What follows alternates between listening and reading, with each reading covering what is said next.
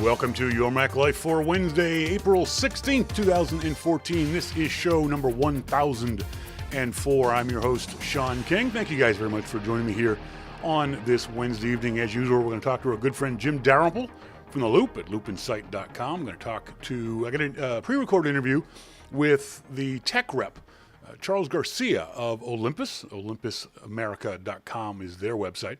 He's going to be on talking about the mirrorless cameras, the Micro Four Thirds. Let me just grab one of these. Micro Four Thirds, as Olympus calls them. They're not point and shoots. They're bigger than a point and shoot, but not as big as an SLR cameras. It's just too much words to put in. If you followed me on Twitter or Facebook, you know that this is a great little camera. One of the guys, actually Chuck, this is the EM1. I think Chuck had the EM5 or the EM10. With the little tiny lens he had on it, he was putting this thing in his pocket. And it wasn't like he was wearing cargo pants. This was a pocketable camera. So very, very impressed with the shots I was getting. I talked on last week's show that I was going to trying to figure out whether or not to take my Nikon D600, my pro camera.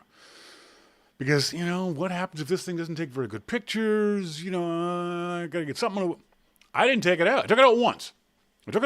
When I was with the skateboarders. We'll talk more about that a little later on the show. But overall, very impressed with the camera. The only problem you're going to have with that camera is it's, compared to a point and shoot, hugely expensive. That camera's $1,400. That ain't cheap. So we'll talk about that later on the show. We'll, like I said, have a pre-recorded interview. I actually did it in one of the gondolas up at Whistler. We're traveling between mountains, and we just took out the recording gear and recorded Chuck Garcia. While I'm thinking about it, I want to give a big shout-out to all the folks at Olympus who were up there answering all my questions. Paige Marin, she's the Olympus Trade Marketing. The aforementioned Charles Garcia, tech rep for Olympus. Jennifer Colucci, very cute Jennifer Colucci, Manager of Public Relations, Social Media, and Sponsorships. Keith Gordon, Account Director for Mullen Advertising. And Rick Sassereth, the Tech Specialist, Public Relations. He's the guy who actually sent the camera gear up there. Thanks to all you guys. Had a great time hanging out with them. Nice people. Fantastic people. Funny. Paige's a little lippy, but, you get used to it. The guys were fun. The girls were fun. We had a great time, and I got to say thanks very much for them for taking so good care of me. So, like I said, we'll talk to Jim Dalrymple from The Loop at loopinsight.com. We'll talk to Chuck Garcia. We'll talk in our photo segment about how I got in trouble, not how I got in trouble, but how I had some trouble with the local constabulary, the Royal Canadian Mounted Police, the Mounties. They did something in Whistler that was a little off-putting, a little disturbing, and we'll talk about that a little later on the show. But, see, no handcuffs, so I was never in actual real trouble as I have been in the past. Mo says, nice hat, Shawn King. This hat, today is almost a national holiday in Canada. It's the first day of the NHL playoffs, Stanley Cup. 1 goal, 1 cup. And my favorite team, the Montreal Canadiens, are the only Canadian team to have made the playoffs. None of the other Canadian teams made it. Just these ones, just mine, my team, me, Montreal, Montreal, the Habitat. Ha ha ha. They'll lose in the second round. But yeah, that's why I'm wearing the hat, because it's in honor of the opening of the playoffs. As always, send us emails to onair@yourmaclifeshow.com. I love getting emails from you guys, whether it's during the live show or anytime during the week, onair@yourmaclifeshow.com. Join us in the IRC chat room if you're an IRC, or we are in the irc.chat-solutions.org. We're in the pound Your Mac Life channel. Or if you'd like, go to the website, yourmaclifeshow.com. You can watch the YouTube video right there from the site. It's a little delayed, about 30 to 45 seconds, but that's okay.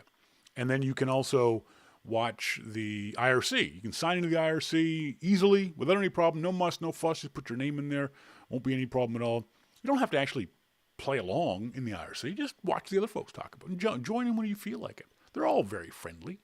Our IRC VF Sly won't be with us tonight. She is off. She has already landed just moments ago in Nashville, Tennessee, Nash Vegas.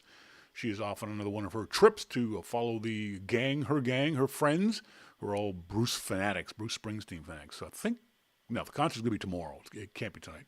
So she's hanging out with, hopefully she'll get to see Jay while she's down there. I don't think those guys have seen each other in many, many years. So hopefully she'll have some time to see Jay outside of her Bruce Springsteen festivities.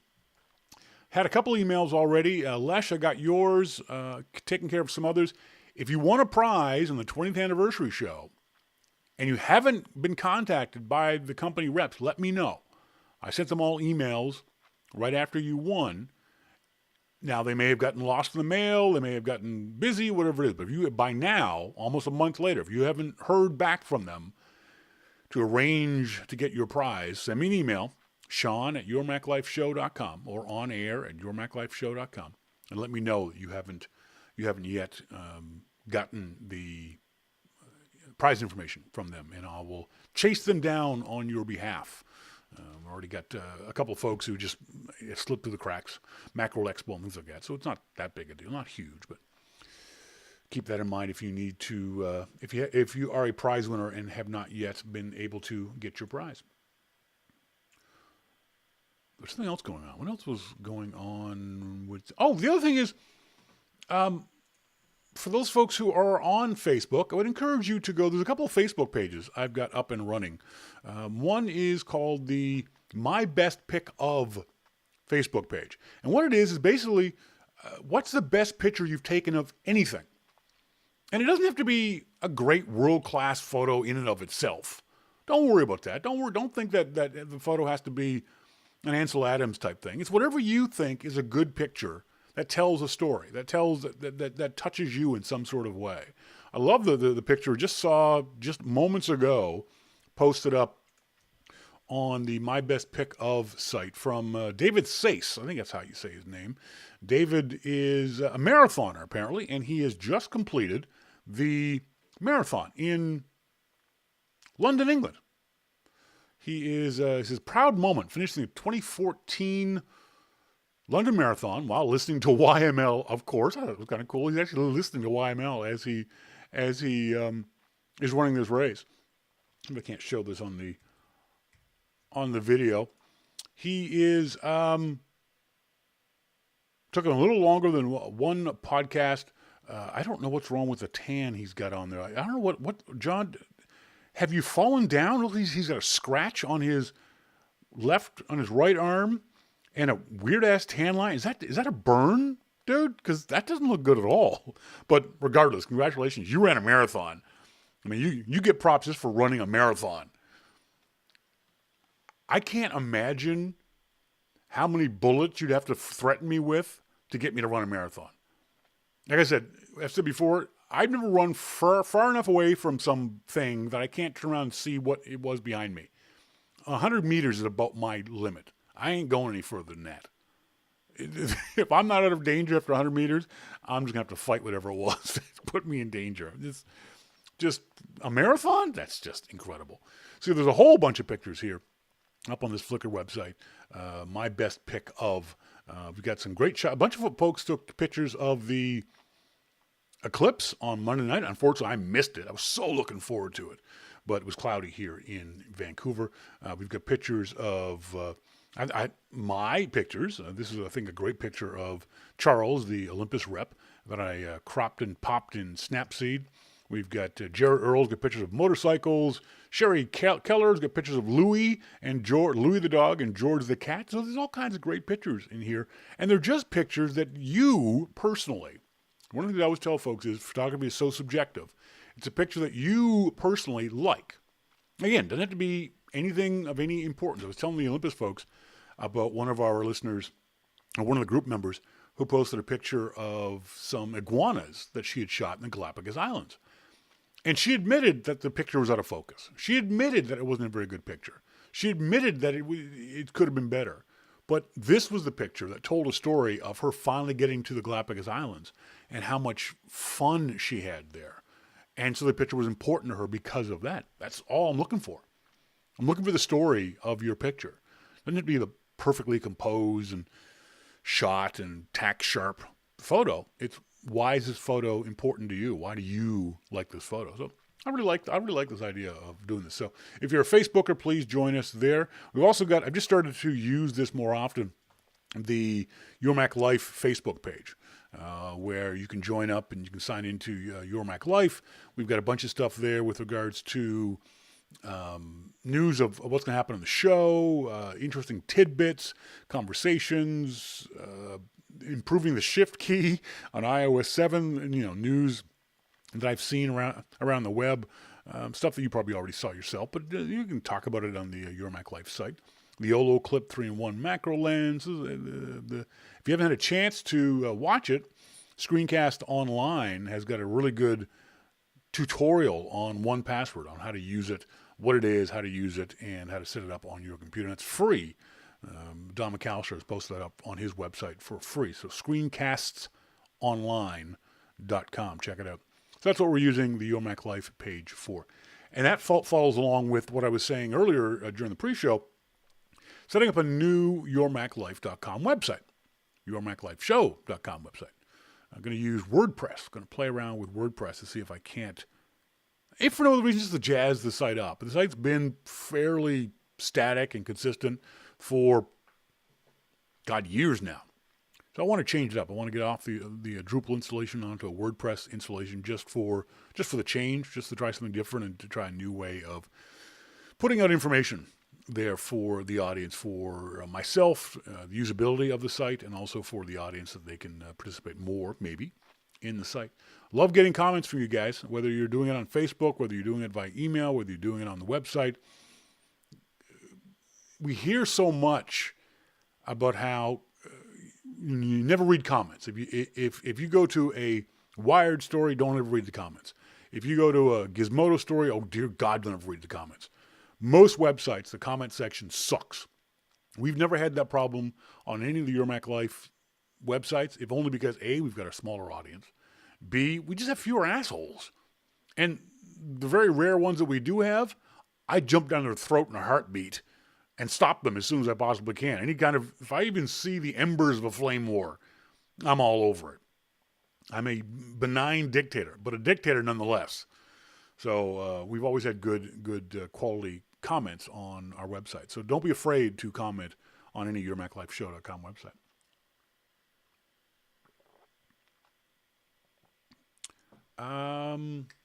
Yes, Jim Dalrymple. We're going to have Jim Dalrymple, not via Google Hangouts, because he's in transit back and forth between a concert he was at in Halifax.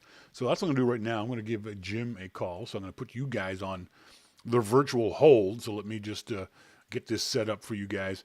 And when we come back, we'll talk to Jim Dalrymple of The Loop at loopinsight.com. This is Your Mac Life.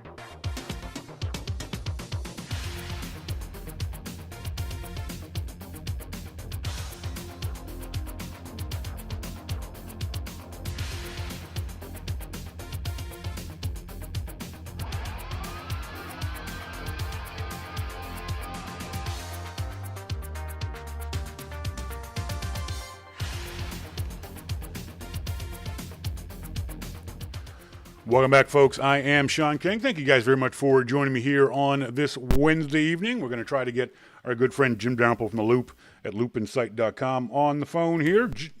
Jimbo, you there? Jim. Hello. Hello. How you doing, sir? Good. I lost you there for a minute. You said you're at a concert somewhere. What concert are you at? It's a band called Brick Floyd. Brick Floyd? Pink Floyd. Brick. You know, in England. Brick. Yeah. So they do Pink Floyd. What a great show it is. Is it? Well, I appreciate you taking time out from the show to do this. Well, I won't keep you for too long. Thanks, buddy. I appreciate it. Of course. So Google opened up Glass to the public on Tuesday. Did you buy a pair? I did not, because I don't want to get punched in the face. Now, who the hell would be so dumb as to think that they could get away with punching you in the face? I don't know. That seems to be remarkably stupid, don't you think? Well, they'd certainly find out in a hurry that it was. Yeah, no kidding. But I think the funniest thing was that Business Insider story last week where the guy went to an anti-Google protest and get the glasses torn off his face. Was this guy a complete moron for wearing Google Glass at this event? Well, no, it wasn't because of the event, though, my understanding. He was just walking down, San Francisco. And, if somebody is filming or, recording or doing something like that, I'd get upset. But, you can't go ripping the stuff off people's faces and smashing it. Yeah, certainly. And that's no other way around it, but that's assault. That's just dumb and childish and idiotic. If somebody comes up to me and I think that they're recording or doing something, I'll ask them to turn it off and then, get out of my face. Yeah. But, if I see somebody walking down the street, I'll laugh at them, sure. It's another one of these great stories that the media picks up on. Google, when they opened up Glass to the public on Tuesday, it immediately sold out. And Google trumpeted the fact that, we've sold out again. Now, did Google say how many they sold? No. No. And it could be 5. Exactly. And that's just one of the reasons why I hate the tech media, because they won't even ask that obvious question. If they don't tell you the number, then the press release is completely meaningless to everybody. Nobody should have reported this. Exactly. Just like when Amazon reports, we've sold more Kindles than we've sold anything. How many is that? We're not telling you. Then piss off. Yeah. I mean, that's just silly to do. But the fact is, just like the Samsung numbers where they fudged them and everybody reported on it. That's right. People will report on this stuff. So people will report on damn near anything. One of the things that you were reporting on, or at least mentioned in the Loop, I've asked this question too. The story, where the hell are the Android tablets? I've really noticed this as I've been traveling. I live here in Surrey, British Columbia, and in this area, North Surrey, it's fairly upscale. It's, there's a lot of Mercedes and Lexuses and that kind of stuff in this neighborhood. So people around here have money. But interestingly enough, I see very few iOS devices. I'm not saying tablets. I'm saying iPhones and iPads. I see very few tablets in general. I've seen maybe 2 Kindles on public transit. Most people here in this neighborhood, or people I've seen on the buses in Vancouver, have got some version of an Android phone, not a tablet. Now in Canada, I think part of that, and tell me if you agree with me, is because of the ridiculous cost that we have to pay for cell phone service here in Canada. Do you think that's why you see so few iPhones and iPads? I thought you said it was an upscale area. It is. Well, I suppose you didn't say that they were smart people. So. Well, that's true, but I also didn't say that they were willing just to throw money away for no good reason. I mean, if Rogers is offering you a free Galaxy Note, and Apple says you've got to pay $200 for it, you're generally going to go for the free one. Well, yeah. I mean, but what people in the U.S. have to understand is that Canadian carriers rip you off like crazy. Yeah, that's right. And so we feel like we don't want to get ripped off again by buying this device, that we have to buy another every year or every 2 years. So I think that's part of the reason why. But it is interesting that you say in the story, and the story mentions how few Android tablets they see in the wild. I think that's very true when I go to Starbucks. I was in Whistler for the entire weekend at Starbucks several times. Saw no Android tablets at all. I saw a lot of iPads. Here in Vancouver, the same thing. I go to any coffee shop. You might maybe see one Android tablet. The rest, and I'm talking 20, 30 people in a coffee shop, likely running on Mac laptops or on iPads. I think it's very, very interesting, given what you said in the story. If Android tablets are the number one sellers overall, where are they? Yeah, well, that's a good question. Really, where are they? Yeah. And that's what I said. Are they doorstops, or what's going on? I don't know anybody who has an Android tablet. Now, that's granted. Most of the people I know, at least online, are Macintosh users, and they're probably not going to get an Android tablet. But how about you? Do any of your friends and family or anyone you know have an Android tablet? No. I guess most of the people I know are pretty smart. I guess so. I guess that could be it. I just find it really interesting. Where are all of these supposed Android devices that we keep hearing about? I don't doubt that the sales are out there, but I think a part of it is people try these things out and they'll use them for a month or 2 months and then put them away and never touch them again. I think Eric Schmidt has a warehouse full of Android tablets that he buys. Secondhand off eBay. It's right. Just to keep them off the market. I'll boost up the sales. Exactly. But it's a really interesting phenomenon. And folks, let me know. Send me an email to onair@yourmaclifeshow.com. What do you see in your daily life, in your commute, in your coffee shops? Do you see an overwhelming majority of iOS devices? Do you see a lot of Android devices? I'm very curious to know what people are seeing out there in the general public, because I recognize that my viewpoint may be skewed because I'm only taking public transit. I'm not I'm just going downtown Vancouver. It's a fairly wealthy area. I'm not going to the slums. So I'm thinking that maybe it might not be skewed. I would like to get more information, more detail from folks. Well, I don't know where they all are supposedly, and that's what I said. Apparently these things sell really well. Yeah. Why don't you see them? Why are we on the bus and in the subway and at Starbucks, and 99% of what you see is going to be an iOS device? Yeah, I agree. We see a report today. I mean, even here tonight at the concert, people taking pictures and everything. It's like 80% iOS, and then all of a sudden in the crowd, you see this gigantic, ugly phablet thing that blocks 3/4 of the people's views when they hold it up and take a picture. That's the only thing I have against taking pictures with a phablet or a tablet with an iPad or things like that. It's not because you look kind of silly holding up this giant thing. For some ways, that having that big giant view screen is kind of good. But it's the way you block the view from everyone behind you, especially if you have to hold it up, like you said, in a concert or at a museum or things like that. That's what takes me out. You have this bright glare of this tablet staring you in the face. Now, because of human nature, we automatically stare at screens, at TV screens and video monitors. So now instead of watching the concert, I'm watching your screen. You know what I'd rather do? I'd rather just carry like a flat panel TV around with me. Exactly. It would make more sense. Tape an SLR to the outside of it, and away you go. That's right. Mackerel. Hey, listen to this for a second. All right.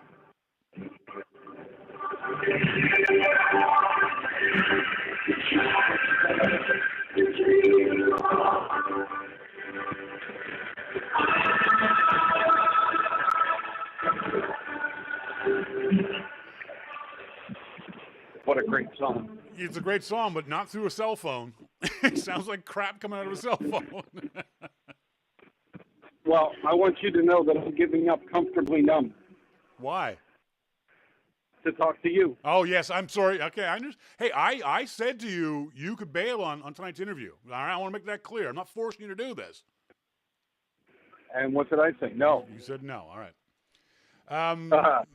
Mackerel's reporting that Yahoo is hoping to woo Apple away from Google. What do you think the odds are of this happening?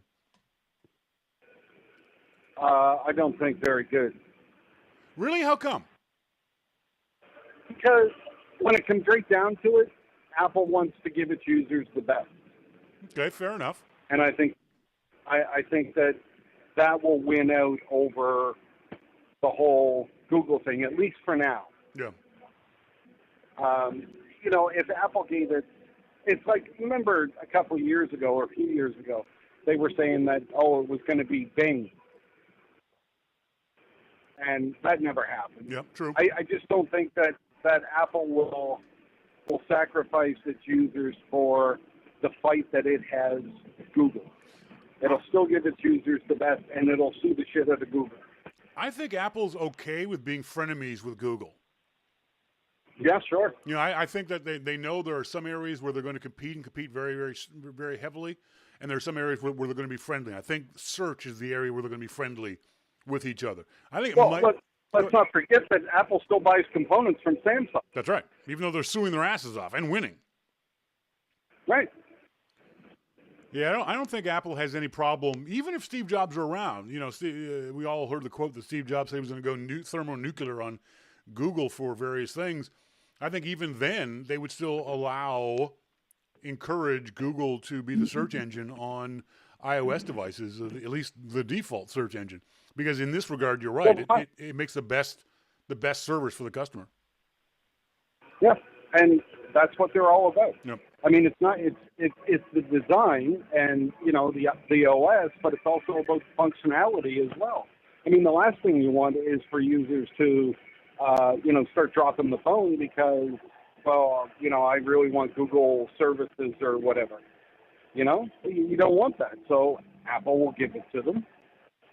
And, we'll be happy with it. We'll stay with our iPhones and, our Apple apps or whatever it is. And part of it's because Apple recognizes that if the user can't get those services on their phone natively, they'll blame Apple. Because Apple takes Google away, although you can go to Safari and type in google.com and do whatever searches you want. People want these things as native. Apple is going to be serving the lowest common denominator of their customers, and the customers may not want to futz around with this kind of stuff to make these changes. They want native search, and they're going to want their most common native search, which is Google. And I'm one of those customers. I mean, I don't want to mess around with a search that is inferior or doesn't work or even has the perception of being inferior.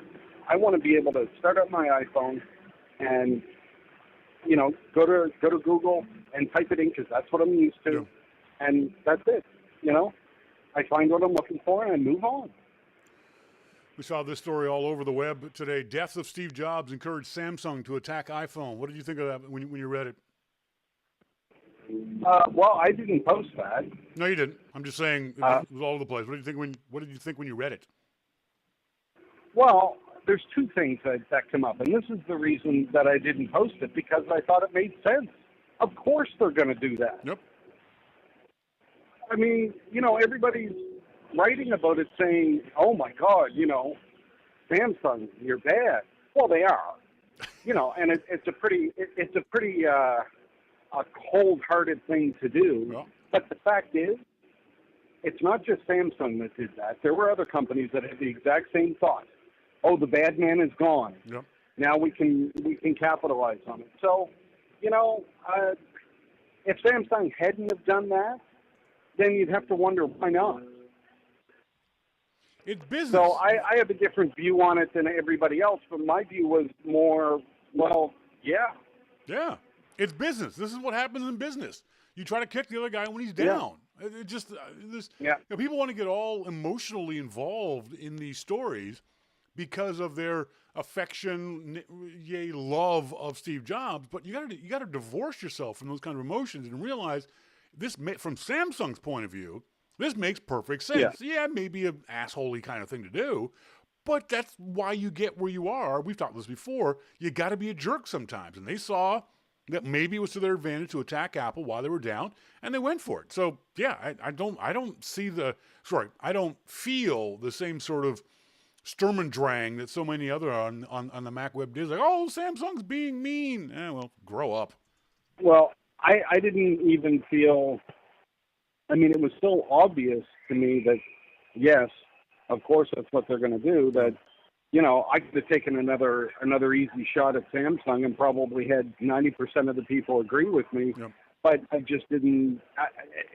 It made so much sense that of course that's what they're going to do. That why I didn't even mention it. It just didn't make any sense. Speaking of that, not making sense in your viewpoint on this, are you a Dropbox user? I am. What did you think of Dropbox adding the former Secretary of State Condoleezza Rice to their board of directors? I really don't care who's on the board of directors for most companies. Yeah. I mean, what I care about is who the CEO is and who do they have in charge of, a few key positions. That's what matters to me.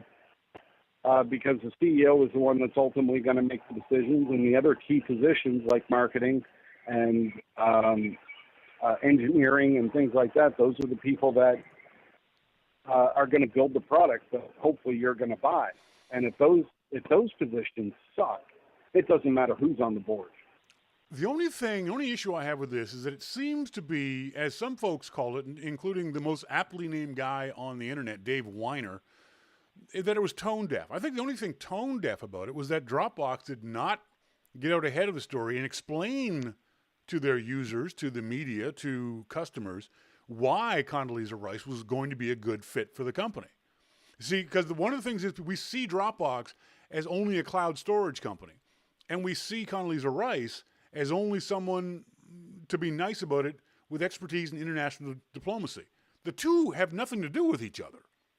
And so Dropbox getting her on the board made no sense. If Dropbox had said, hey, here's her expertise, here's why we think she can provide value to the company, here's what we think she can do for us, maybe there'd be less of an issue. Certainly some people are going to be upset about this regardless of what Dropbox said, but I think it's another dropping the ball PR-wise from a company by not explaining themselves to their customer base.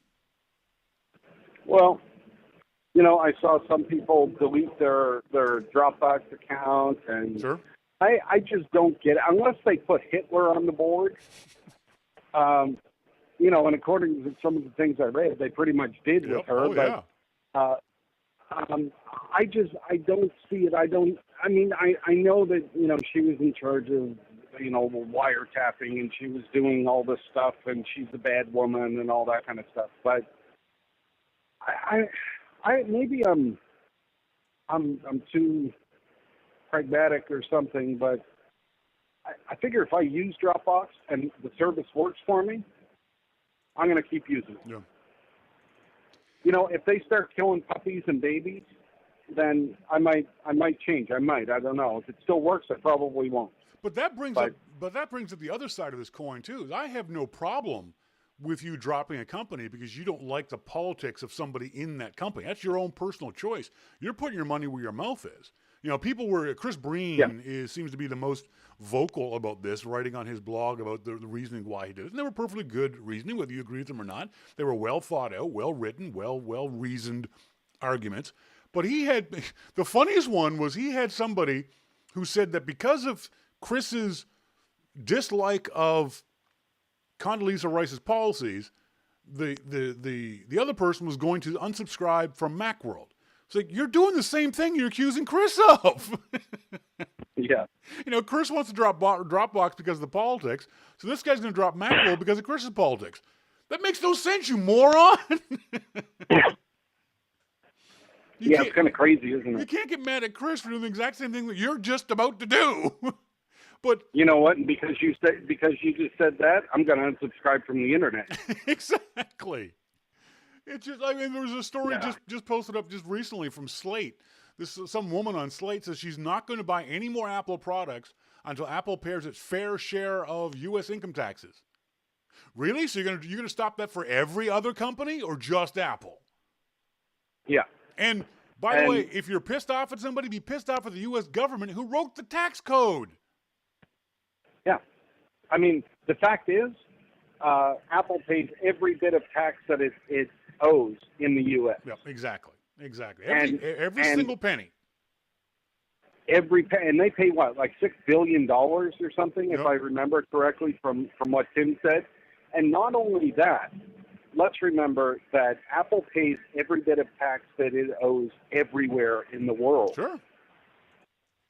It's the government that say to Apple, please come here and we will give you a tax break. Yeah. That's not Apple's fault. That's right. That's the government. You want to be upset at somebody, be upset at the government. Now, Exactly. if the government says under pressure, okay, that's it. We're gonna hike your taxes back up, and then Apple closes down those factories in favor of moving from Ireland to Holland or wherever, because they'll give them that's business. Yeah. So don't be surprised if the government if I was Tim Cook and the Irish government came to me and said, okay, we're going to raise your taxes from 3% to 40% because that's what we're getting a lot of pressure from people. Okay, that's fine. Go ahead.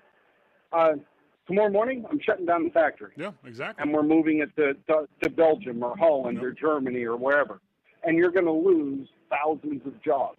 So you go right ahead and raise the taxes. We won't be here anymore.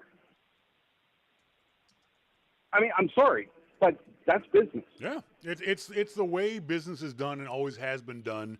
As long as and it happens at every level, whether it be the international level you're talking about, to the state level, or provincial level, to the city and town level. I remember a few years ago when Toyota was looking to build a new plant in Tennessee, and the towns of Memphis, Knoxville, Nashville, and I think Chattanooga were all competing to get this plant because it was jobs. That's what you want. You want jobs for the people in your city. And it ended up that one of these towns, I can't remember which one it was, ended up paying Toyota to build the plant in so many tax breaks and so many tax incentives that they were actually taking money out of the tax base of the town to give it to Toyota.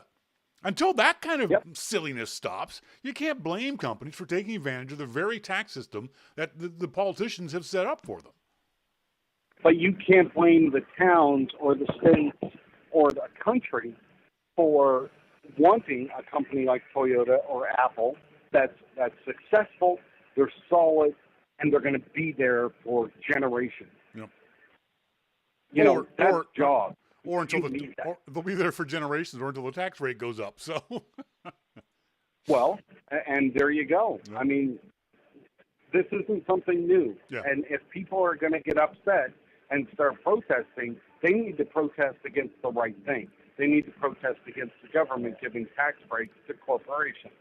And if you're going to start that, then you got to be prepared for the consequences. I have no problem at all with somebody going out and protesting against a government or a company if they want to do that. But when that company shuts down and those jobs move away, then don't start whining and complaining to the government because you don't have a job. Yep. I mean, there's consequences. KGI analyst Ming-Chi Kuo has a proven track record of predicting Apple's next hardware moves. Except, I think, in this regard, that the iWatch is going to cost thousands of dollars. Do you believe Mr. Ming-Chi Kuo? No. That's the dumbest rumor I've heard literally in the last 5 years. And I say 5 years only because 5 years ago, Jeremy Horowitz at iLounge predicted Apple is going to build their own digital camera. That's my benchmark of stupid. And this has got to be way up there on the stupid scale. There is no way Apple is going to build an iWatch, period. But certainly, there's no way they're going to build any device that costs thousands of dollars. That's idiotic. Well, let's not forget that Apple is firmly planted in a very lucrative consumer market right now. Well, and in order to continue that momentum, Apple is going to need to release a product that consumers will want to buy. Sure. Now, I have no problem with people labeling this thing as an iWatch. Okay, iWatch. It's going to do all kinds of little things, and that's fine. But I do have an issue with them saying thousands of dollars. That's going to be totally against what Apple wants to be able to do, which is sell products. Yep, it utterly makes and the worst part is that not only does the rumor make no sense, it doesn't pass anyone's laugh test. How many of the Mac media reported this as if it was true? I saw one story that blamed Apple for selling the iWatch for thousands of dollars. They're blaming Apple now because the idiot media, reports this stuff in this way. So if someone goes, "Oh, Apple's iWatch is going to be a failure because it's going to cost $1,000," you're a freaking moron. Yeah. Well, who knows how much it's going to cost? I mean, maybe it's going to cost, $600. Maybe it's going to cost $200. Who knows? There's just no way that we can tell because we don't know what it is. Yep. All right, Jim, I'm going to let you go back to your concert. Thank you very much for joining us, folks. Don't forget, Jim has his own podcast. It's called Amplified. It's available on the iTunes store. You can check it out. He recorded it this morning this morning at 5x5 TV with Dan Benjamin. Jim, thanks very much for doing this, buddy. I appreciate it. The show just ended. Everybody's streaming out. Oh, okay. I'm sorry. I was trying to get you back in there for the encore. Well, I'm going home. All right. Thanks, man. All right. See ya. Bye.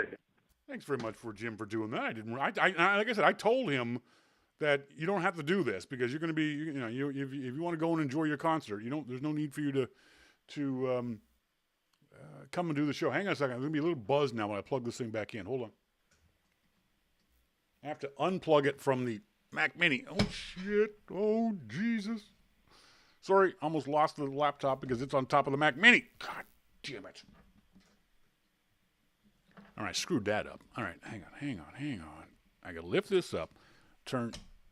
This is hard to do with a broken wrist or the wrist that didn't work properly. And I plug this into there. Oh, God, that hurts. Okay, next up, we've got Charles Garcia. Charles is the tech rep for the nice folks at OlympusAmerica.com, his website. He talked to me about the Olympus E-M1 camera. You can see those pictures up on our Flickr website. Please go to the website flickr.com/photos/starting point, and you'll be able to see all the photos I took from this weekend. So just give me a second, and I'm going to send up or start playing the audio from the Olympus interview. This is Your Mac Life.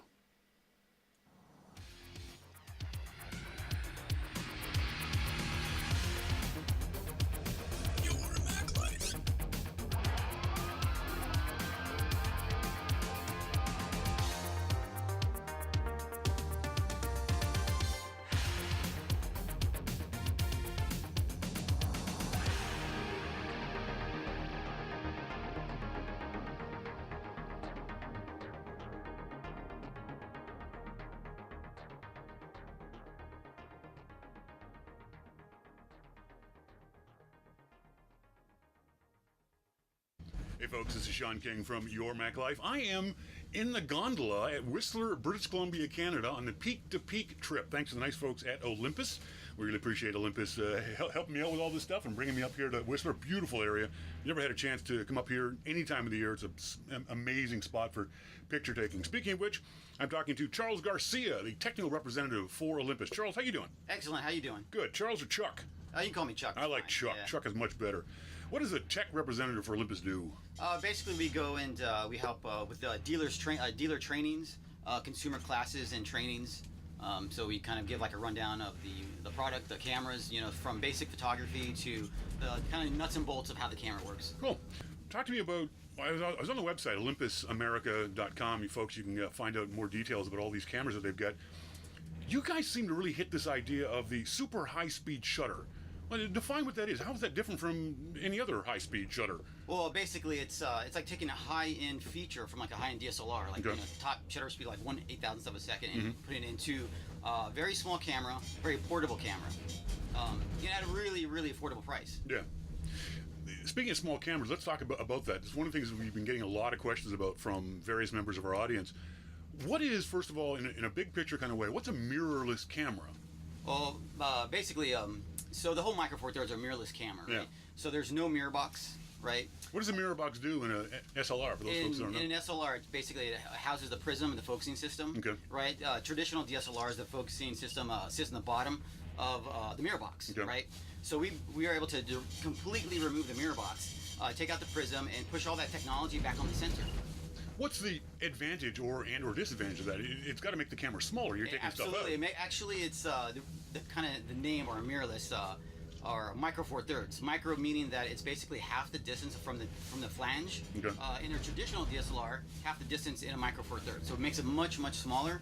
And so we're able to achieve that by like I said, by removing the mirror box. I've described mirrorless cameras, Olympus's 4/3 cameras, as sort of in between a point and shoot and an SLR. Is that correct? Yeah, that's correct. Right. Right now, it's basically you're getting the performance Yeah. of like a high-end DSLR, and it's really small, compact camera. And then just kind of taking it back to what our mirrorless or camera is. It's basically it's small. The whole idea behind that is small, compact, lightweight, interchangeable lens. That being the case, who's the market for a mirrorless camera from Olympus' point of view? Who do you guys think should be buying these things? Well, it's really for everybody. So at first we were thinking it's you're looking for people who are stepping up, right? From like want a better quality camera, going from like a point and shoot or a phone Yeah. to something that's really small and lightweight.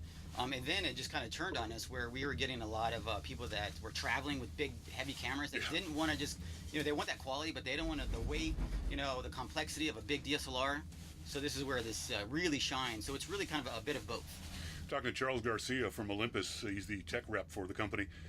And perfect to have you here because there were some things on the Olympus website that were kind of confusing to me, and from a technical point of view, maybe you can explain to the audience. Okay. Live MOS image sensor with dual autofocus. That's just a lot of big words. What does it actually mean? Okay, so the M1, that's really, that's kind of our flagship, right? Yeah, that's the one I've been showing off and taking great pictures with it. Basically, we were able to, again, going back to some of the technology that lives inside of a DSLR, on the bottom of that mirror box is phase detection. Okay. Right, all of our mirrorless cameras before then were contrast detection, which has been... Hang on, what's the difference between phase detection and contrast detection? Phase detection basically will, it's kind of like an electronic version of a rangefinder. How the light comes in, it gets the light comes in and it gets split by a little prism and it kind of lines it up. Yep. Versus contrast detection looks for basically the contrast, light right? And that's how it finds focus. Okay. So the early mirrorless cameras were very the contrast is good, but we've come a long way. The contrast autofocus, so we're able to achieve by putting phase detection and the contrast detection in the M1, and that is super key.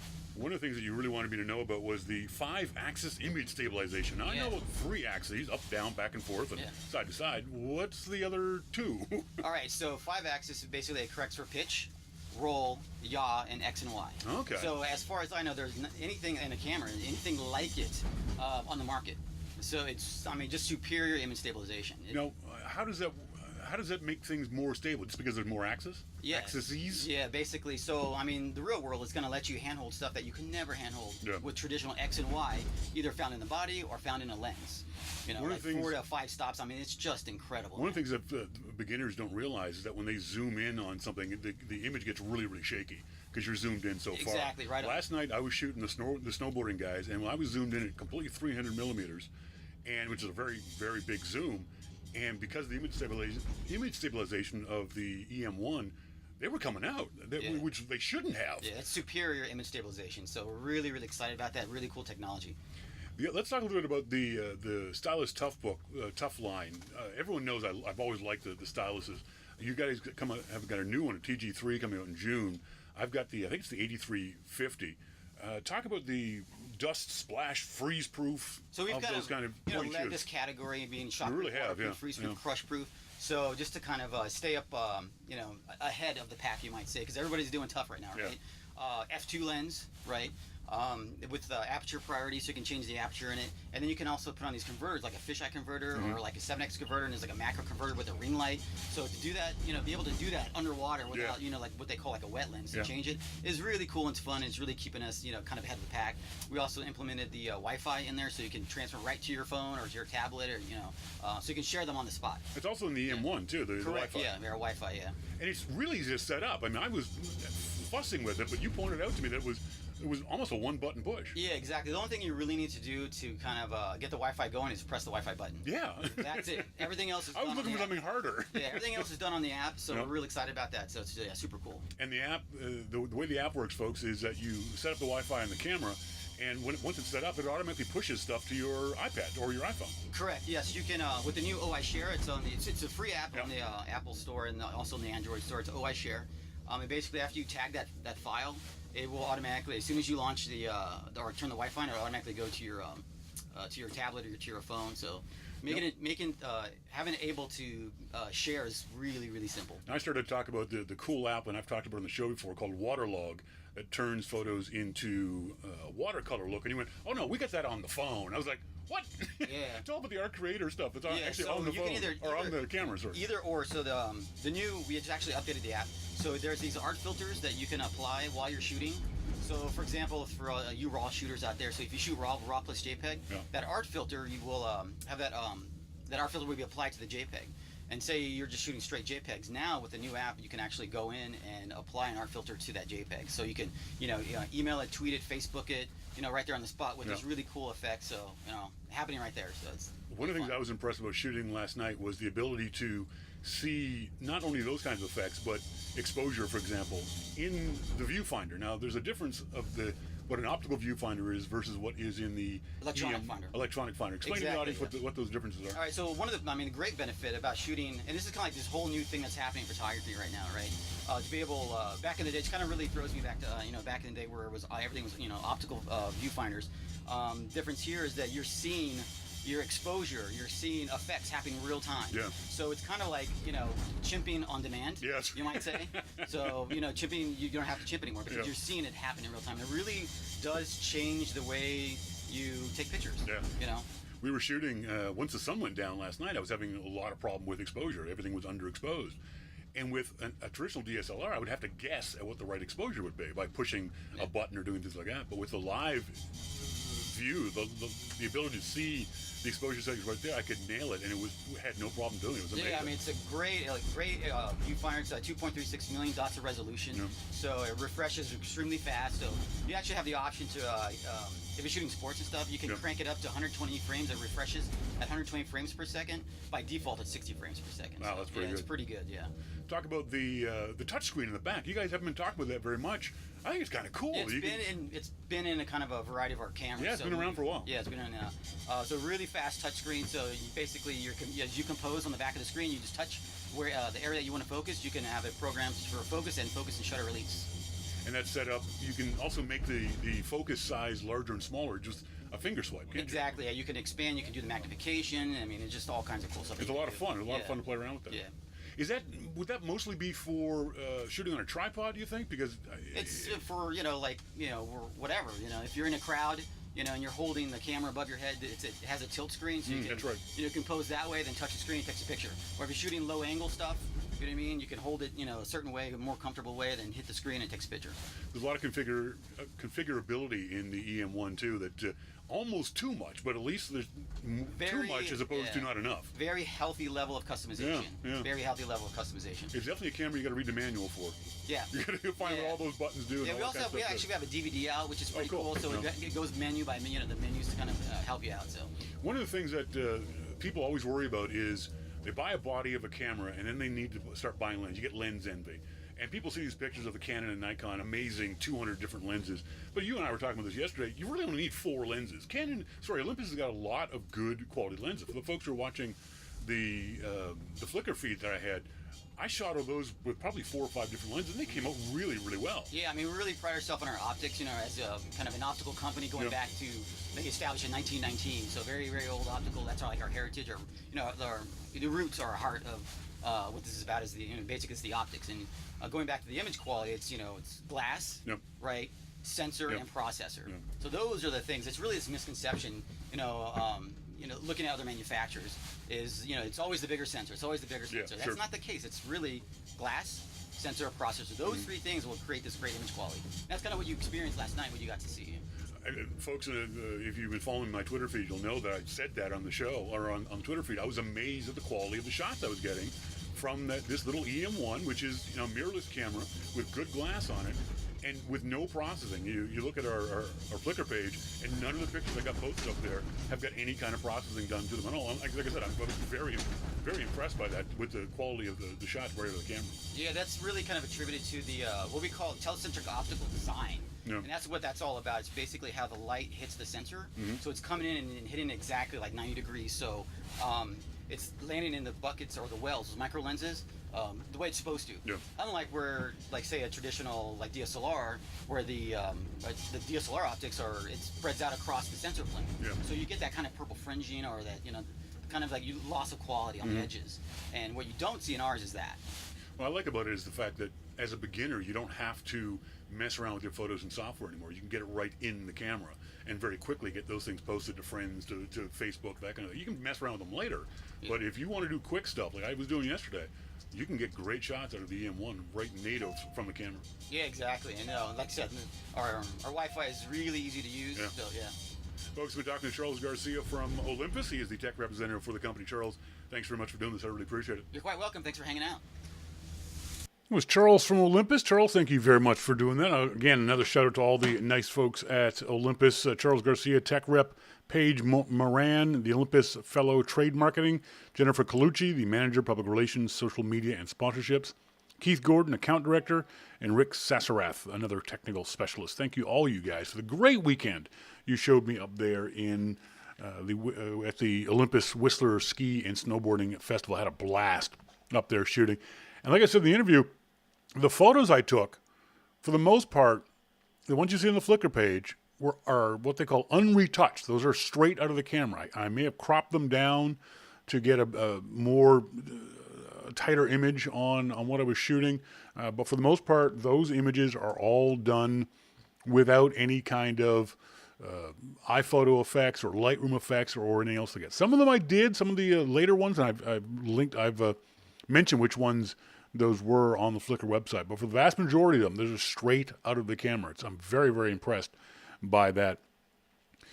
We got a great question from John Linthicum in the IRC chat room. His daughter is going to Costa Rica, lucky kid, and is looking for, he has a budget of about $500, and he's looking for a new camera for her, as sort of a gift, a going away gift, so she can shoot down there.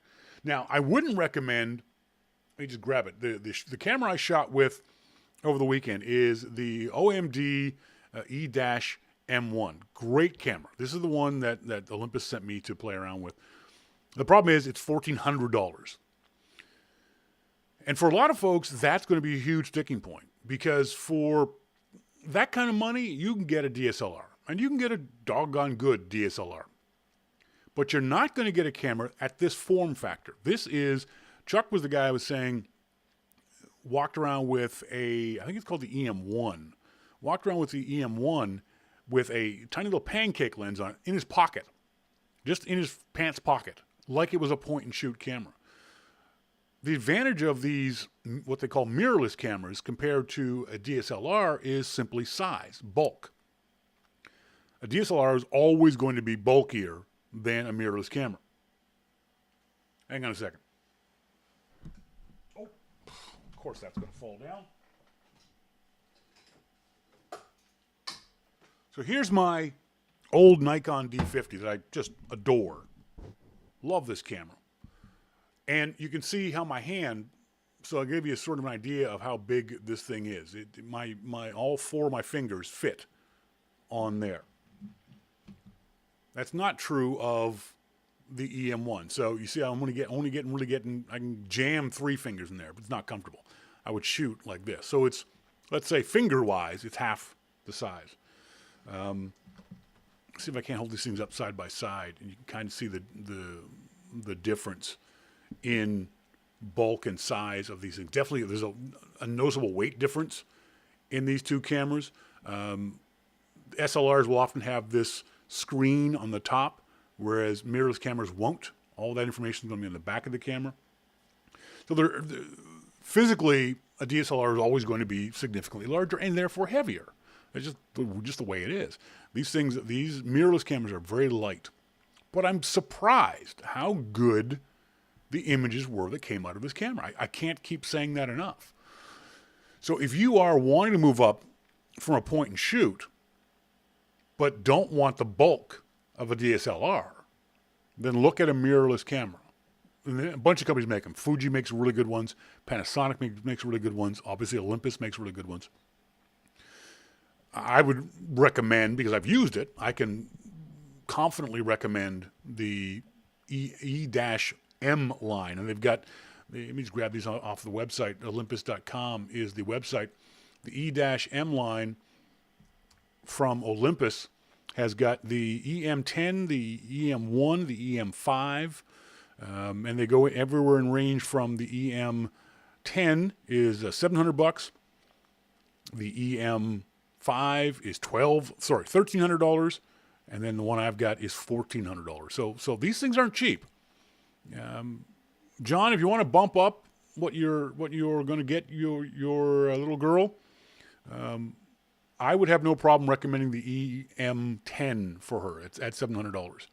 And now that's Olympus's price. You may be able to get that camera at a better price off Amazon or at your local dealer or places like that. So keep that in mind as you're looking around. Monty says, how does the Olympus camera feel in your hand compared to the Nikon? The Micro Four Thirds camera look like they are almost too small to be comfortable to use for someone with big hands. I mentioned this on the video that I shot last week. I was surprised. I'm always concerned about that. I've shot with Nikon D3Ss, which are just gigantic, big as your head cameras. I like that. I like the feel, the heft of those cameras. But I'm surprised at how comfortable this one felt, if only because my hands very naturally fell into this position where with my finger on the trigger, 2 fingers on the camera grip, and then 1 finger, the little finger, underneath. I had no problem shooting in these conditions. And then two-handed, it was real easy two-handed to put my left hand to support my wrist. I think I did that because my wrist is bad, so I did that naturally, supporting the wrist with my other hand, and could easily get to the zoom ring on the camera. So surprisingly enough, I felt that the grip on this was good. The problem I had with it is the buttons. The buttons are tiny, and for me, they're annoyingly tiny. The buttons on the back that every camera has for various things like the menu, the delete button, the menu button, the OK button, all those kinds of buttons back here are fairly tiny. Now the selector button, the up, down, back and forth button is ridged so you can find it easily. But I still found it fairly small for me. But that's a personal choice more than a knock on the camera. It's just I would prefer a bigger camera, but you're not going to get those big buttons on a camera this size. Another big advantage of this, actually over my Nikon D600, it's a lot easier to switch modes. You see, all these cameras are going to have this dial on the top of it that you switch from automatic to manual to scene mode to aperture priority mode. It's easier to do that on this camera than it is on my Nikon D600. The D600 actually is a pain in the ass to make those changes with. So that's something else. That's why I always tell folks, when you're going to use one of these cameras, what you want to do is don't buy it online if you've never touched this camera. Go to your local camera store and feel how these things feel in your hand, whether you like the material it's made out of, whether you like the way it looks. The EM1 and EM5 had this really cool, old school film camera look to them. It was really sexy. I really liked that look. And you also want to make sure that it feels good in your hands. Now, that being said, I still prefer my Nikon D600 because it is a bigger, bulkier camera. It's solid. It feels like a big, solid camera.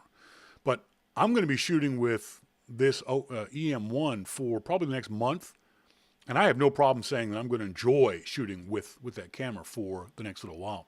Again, check out the website, flickr.com/photos/starting point. And that'll give you some more information. That'll give you a better idea of the kind of photos I've been taking with that camera.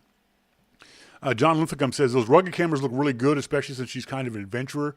John, I have used the Olympus Stylus Tough cameras for probably 10 years and love them.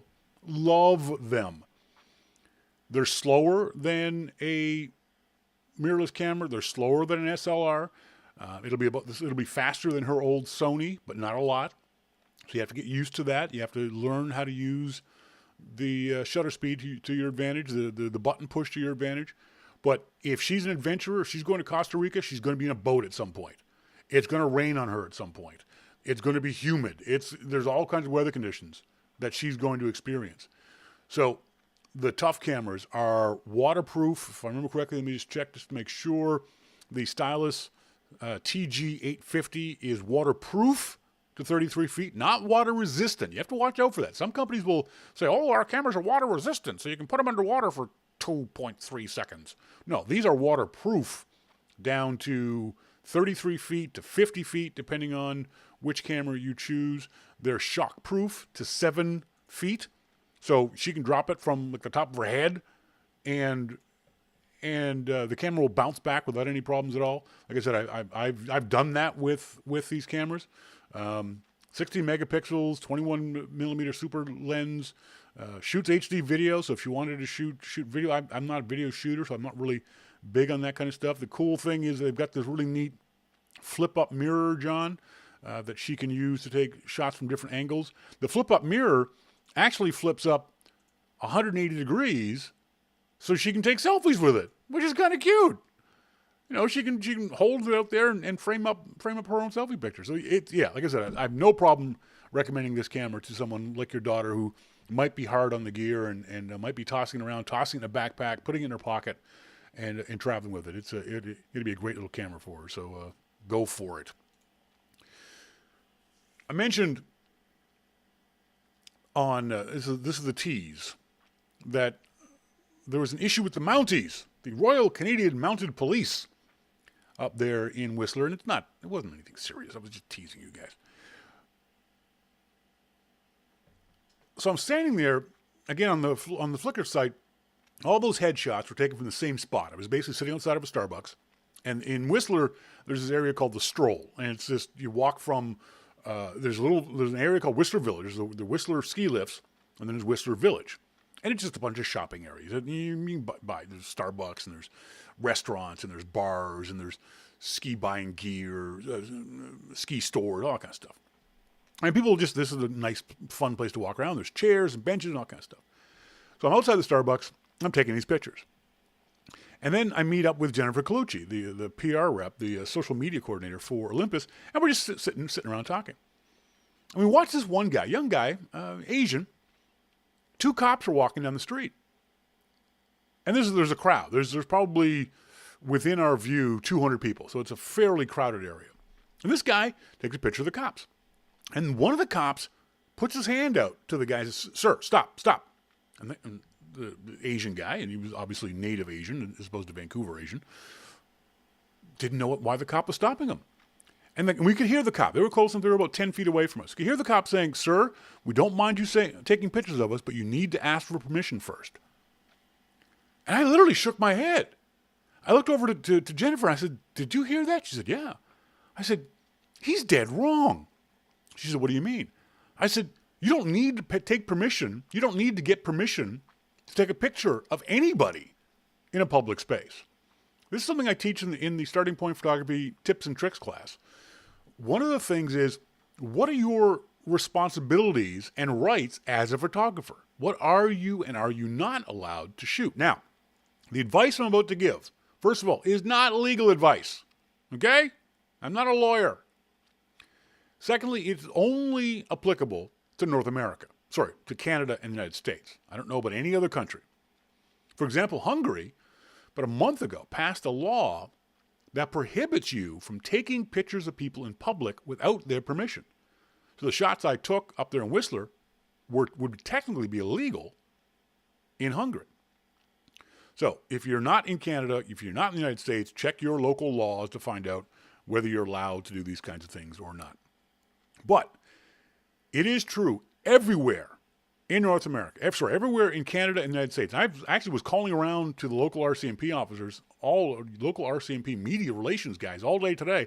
Couldn't get anyone to speak on the record. They have to go check with their bosses. But from experience, from reading, from knowledge, I know this to be true. If you are in a public space, if where you are standing is considered to be a public space, you are allowed legally everywhere in Canada and the United States to take a picture of anything that you can see from that public space. Buildings, people, signs, stores, the ground, whatever you want. You are legally allowed. Nobody can stop you from taking pictures of things that can be seen from a public space. Now, so for example, if I'm standing outside your house on the sidewalk and you're in your home, standing in front of your picture window butt naked, I can take a picture of that. I can't take a picture through your fence or through your hedge. I can't stick my camera through and take pictures or raise it up over top of the hedge to take pictures. But if I'm in a public space, I can take a picture of anything I can see from that public space, including police officers. You are allowed to take a picture of any police officer in a public space because he is considered a public figure. Even if he is in the process of arresting somebody, you are allowed to take a picture of him as long as you don't interfere with that officer in the performance of his duties. And you're not. If you're standing back and taking a picture, you're not interfering with the cop at all. MacMan says that's right. The problem is often if a cop is telling you to stop, they'll find a reason to arrest you if you don't. That's correct. The thing I say in the class is, how much are you willing to fight for your rights? And we can get all constitutional and esoteric on this, that you should always fight for your rights. If a cop arrests you without a reason, he can be sued. His department can be sued. As long as you're respectful to the officer, as long as you're not calling him names and that kind of stuff, don't give him a reason to arrest you. If they tell you to stop, you are legally allowed to say to that officer, "Officer, I am legally allowed to take a picture where I'm standing. I'm not interfering with you." It depends on how much you want to push back. There's no doubt about that. Now, that being said, if a cop tells you to stop and you do stop, he cannot then ask you, demand, coerce, force you to delete any pictures you've already taken without a court order. He can't take your camera away from you. He can take your camera away from you, but he has to have a reason. And he cannot himself delete those pictures without a court order. Now, this has happened on many occasions, Maryland, Pennsylvania, Minnesota. And in every case, the officer has been found in the wrong, sometimes found actually guilty by a court of law, and several officers have been let go because of this. The word is getting out to most police that you cannot stop someone from taking pictures. Photography is not a crime. So keep that in mind. Keep that in mind. If you may have heard the story of the guy in Ohio about 2 or 3 months ago, had Google Glass on in a movie theater. Now, they weren't recording. He wasn't recording the movie. He just had them on his face. He was taken out of the theater in the middle of the movie. He was put in a security room and questioned by some sort of law enforcement officials. It's unclear whether they were FBI or local cops, whatever it was. But some sort of law enforcement officials for 4 hours while not being under arrest. That's perfectly legal. The police can do that. But you are also legally allowed to get up and leave anytime you want. And that's true in Canada and the United States. If you ask the officer, "Officer, am I under arrest?" and he says no, you can leave. If you ask the officer, "Officer, am I under arrest?" he says yes, then shut up. You don't talk to the guy. You don't say a word. I don't care how innocent you are. Do not say a word until you have a lawyer sitting next to you. So yeah, I just want to make sure that you guys know that you have rights as a photographer. That nobody can force you to stop taking photographs when you are in a public place. Not even the police can stop you from taking pictures in public place. Chris Breen on Twitter last week actually said this. Apparently he was at some sort of birthday party in a park. And there was a creepy old man, according to Chris's description, I don't know whether that was in fact true, taking pictures. That's creepy, yes. And Chris said some things on Twitter. He said basically, there's going to be a problem if you keep taking pictures of my kids. Well, he's allowed. Yes, it may be creepy, but there's nothing illegal about taking pictures of anybody, kids or not, when they're in a public space. Now, granted, the photography, the pictures I took of the kids at the skateboard park in Whistler, I walked up, I stood there for about 10 minutes just looking at the skateboard park and seeing angles and seeing which kids were the good skaters or not. And then I walked up to the kids the two kids you see in the pictures and said, hey, guys, I'm a photographer. Would you mind if I took your picture? And they said, sure. I gave them a business card, and they said, sure. So that's something you can do. If, for whatever reason, you want to take pictures of a bunch of kids and parents around, just ask permission of the parents. If they say no, respect that. But parents, don't get all up in someone's face thinking that they're not allowed to do what they're doing, because if you do something, you'd be in the wrong. Now, you're more than welcome to call the police, and the police will probably come and ask the person what they're up to. But you shouldn't take the law in your own hands, as Chris Breen was sort of intimating that he would if this guy had continued to take pictures of his kids. There are rules both for photographers and for law enforcement and for the general public. And the more you know about those rules, rights, and obligations, the better off everyone's going to be. But as always, no matter who you're dealing with, whether it's the cops, whether it's an angry parent, be calm, be respectful, and don't let anyone take your gear. Okay? Yeah, there we go. Craig's, KRAGES.com,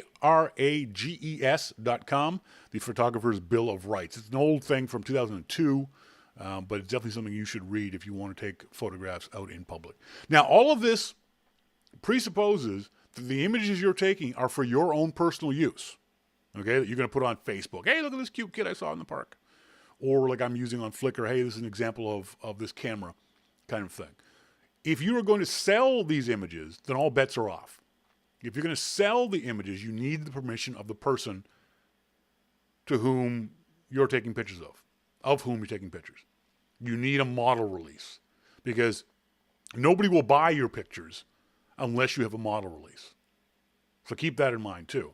If at some point in time you imagine you might want to sell these photos or put them in a book or anything else like that, you're going to need a model release. Now, the good news is there is this great piece of software I use called Easy Release that I use on my iPad.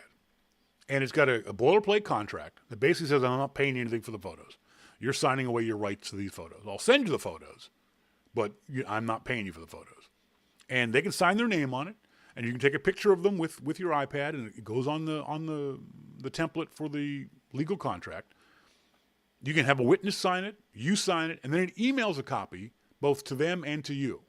So that's a legally binding contract. So if you think you're going to start selling your photos, I think Easy Release is $10. It's worth it, time and time again. Before I go out shooting, at any point in time, I'm sitting on the bus. I'm setting up an Easy Release shooting contract.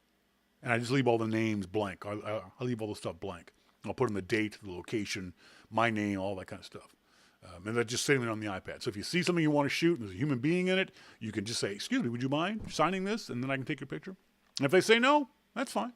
You just walk away and find some other subject. Let's do some emails from you folks. Thank you very much. As always, love getting emails from the audience. Let me go to my YML email page. Philip Booth, a YML shout out. I mentioned YML's anniversary in my Boss Hog Speak column. Hog is the Houston Area Apple User Group, HAAUG.org. He's the president of the Houston Area Apple User Group. Thanks, Philip Booth, for doing that. I appreciate that. Terry Schurter. Sorry, Terry, if I'm screwing your name up. Thanks for continuing with Your Mac Life. I'm glad you were encouraged not to end the podcast. Your podcast was the first podcast I ever listened to. I've been a listener since shortly after I joined the Mac community, and that would be in 2008. It was a year after I retired from a school district that was PC only. It didn't take me long to get on board with Apple in a big way. Now we have 3 iMacs at home, a 5-year-old MacBook, 2 iPads, and 2 iPhones. Good for you guys. I'm thinking about taking a photography course sometime soon. I'll be looking forward to hearing more about photography in your podcast. Well, thank you, Terry. I appreciate that. Folks, if you want to take the photography class, send me an email, yourmaclifeshow.com. There's 10 tips, tricks, techniques, easy to grasp, easy to understand, plain English tips and techniques. Our friend Mo has already taken the class, and the 2 Bobs have taken the class, and Daniel, a few other folks have taken the class. Hopefully they liked it. I think they did. They've said they did. But it's an easy to understand class, and the best part of the class is that it's on demand. I'm actually arranging with Michael Curtis's sister, who lives in Perth, Australia, and they're 15 hours ahead of me. So when it's like 3 o'clock in the afternoon here, it's 6 a.m. there. So I told her, you just set a time, whenever it's convenient for you, And if it means it's 3 a.m. for me and 6 p.m. for you, that's fine. I'll do it. So send me an email to Shawn@yourmaclifeshow.com. And that way you can set up a class. It's $50. YML subscribers get a 10% discount. So if you subscribe to Your Mac Life, you already get a 10% discount. So please check that out. Terry also had a question for her husband. He uses Mac Mail as his email client. He has a large group of people from high school that he arranges lunches for periodically. He chooses to put each person separately into the to field of the email he is sending, and that's okay. When he composes his email, he sees that only the names appear in the to field before the email is sent. After he sends the email, he notices that some addresses appear behind the names, but most do not. This bothers him because he doesn't know why it's happening, and because it's inconsistent. He believes that all computers are to screw him, and he may not be wrong. I've told him that since the names still appear alongside the ones that show the email addresses, that people still know who those people are. It isn't like they're seeing only hotchick@gmail.com and don't know who Hot Chick is. Their real name is in there too. I can't tell him why mail is selectively adding email addresses behind some names and not others. We've looked at the contacts to determine if there's something different about the way he has entered them. We can't see a reason for it. At first I thought that maybe it was happening because some contacts have more than one email address listed, but that didn't seem to be the case either. Then I thought that it was showing addresses associated with private domains, but it was showing some Verizon addresses too, and that didn't make any sense. If you know why this is happening, I'd appreciate it if you could tell me. Yes, I know exactly why it happens, because mail is a POS with regards to this. It's very inconsistent in its user interface. I've had the same problem, Terry, and Terry's husband. It's annoying as hell. I just want it to be, I'm like your husband, I want it to be consistent. I want to see that name, and then in brackets, the email address. And it doesn't matter what you do, sometimes it just won't work that way. It's very frustrating. I completely understand your frustration with this. It's really annoying. He said, I'll forward this. I answered her offline. I appreciate that you will ask on the show. I will forward this to my husband. He's going to be really impressed with the fact that you answered me so quickly. He shouldn't be. It's just you sent me an email. I answered. He asked if you have a television show, and I told him it was a podcast. He isn't a podcast listening kind of guy. That's okay. Scott Randall, our friend from the Long Island Macintosh user group, said, well, I'm a bit embarrassed because I did not check thoroughly about opening Word files in Preview. It seems that Preview app that comes with OS 10.6.8, I'm still on my Mac Mini, will not open Word files, but with OS 7, OS 7, you mean OS 10. OS 10.7 and above, it will. Now, they only view in Preview. I tried editing, but no dice. However, you can open and edit them using text edit, so I stand corrected. Yeah, that's what I was saying. You can open up those documents with a Preview. And that's what, if someone sends me a Word document that for whatever reason I desperately, absolutely need, what I will do is I will save it as, not save it, I'll just open it. I'll drop it into my attachment folder, save it as an attachment, and then open it up in Preview. It's easy. It's real simple. We get an email from Paul Hunter. Paul is one of our lucky listeners who lives in Tokyo, and he sent me a very funny picture. Let me see real quick if I can't get this picture into our video feed with the audio running. That's the issue. Hang on a second. So I'll click here, change audio, built-in audio. This is sideways. Why does Preview? See, there's a problem I have with Preview. So I've saved this document to the desktop, and it's fine. When I open it up in Preview, it's the way it's supposed to be. Let me just show you. So there it is, just open from the desktop. That's the way it's supposed to be. And yet when I open it up in this Wirecast app, for some reason Wirecast decides, I'll just flip it over. Shawn doesn't need to see it this way. I'll just flip it over. Screw you. But if you may remember on last week's show, I was talking about the drink Pocari Sweat that I saw when I was in Tokyo, which is just very strange, just a very odd kind of thing to have in a vending machine. And it, as I found out later, and as Paul Hunter confirmed for me, Pocari Sweat is just, how how to describe it? It's like their version. It's the Japanese version of Gatorade. It's kind of like Gatorade in the sense that it's the drink you drink when you're thirsty. And then I asked him. I said, I remember dozens and dozens and dozens of Macintosh magazines when I was in Tokyo last. Is that true? Are there still all kinds of Macintosh magazines available? And this picture shows, I'm going to try to get, I don't speak Japanese, so obviously I don't know 100%, but it looks like there's at least, I'm going to discount the iPhone, the iPhone, iPad magazines. Those are specialty magazines. But in this picture, it looks like there's at least 4 or 5. There's Mac People. I remember that one from when I was in Japan. There's another one, two. I know there's a Japanese Macworld magazine. I don't know if Mac User is still available in Japan. But it looks like there's probably 4 or 5. So maybe they've shrunk the number of Mac magazines. But Paul Hunter in Tokyo, thank you very much for sending me the email. I really appreciate knowing what's going on there in the Mac community in Tokyo. Bob Gerard, has anyone else living in a large metropolitan area observed this?